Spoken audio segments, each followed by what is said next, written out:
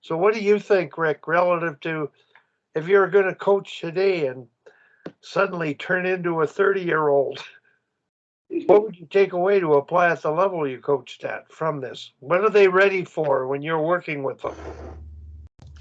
Well, just listening earlier on, Wally, I was happy to see the idea and the concept that we teach the kids how to think, how to go about the game from the neck up. Just touching on evaluating players. The first thing I look when I'm evaluating players is what is their head doing. We can all see who can skate fast and shoot hard, but what are they doing with their head?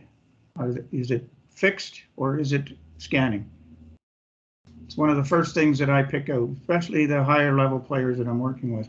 My second thought is that, you asked a question about minor hockey coaches. If they get this and they start trying to do some of this and the kids aren't ready and they get frustrated because they can't, we do need to be teaching more of this.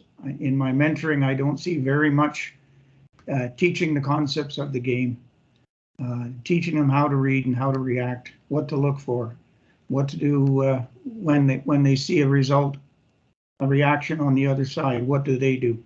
Yep. And so if this fosters more thinking in that area and more direction in that area, and then teaching them the skills that go along with doing the things they do to react to space and to what they see in the terms of pressure or open ice or support. It's all good. But again, it's got to be addressed as a package. It can't be isolated. I know you've got to run, Mason, but I wanted to make a point here. I'm working with an ex NHL European pro player coaching his daughters at U11 and U13 spring hockey, and he did a two pressure the puck forecheck, third player high.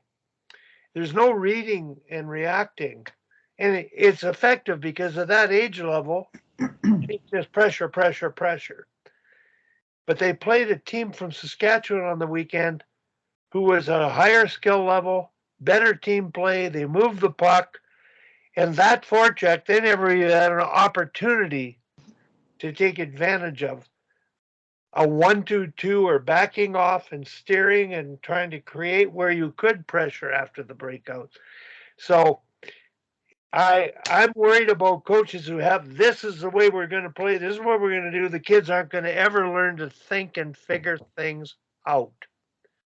So FIO is sort of an acronym. Figure it out. Every situation you're talking about, allow them to figure it out. Don't tell them what to do and demand what they do, because pretty soon they're robots. And you develop players that have never scanned before at your level. Yeah. And once you've shown them at your level that they can, they will improve. But if you start young enough, and we used to say, well, when can you teach hockey sense? Oh, they said 13, 14. I say bullshit. You can teach it at any age if you let them think. You can teach thinking at any age. So I'm really glad those points came up. And Tom, go ahead. And Mason, if you have to leave,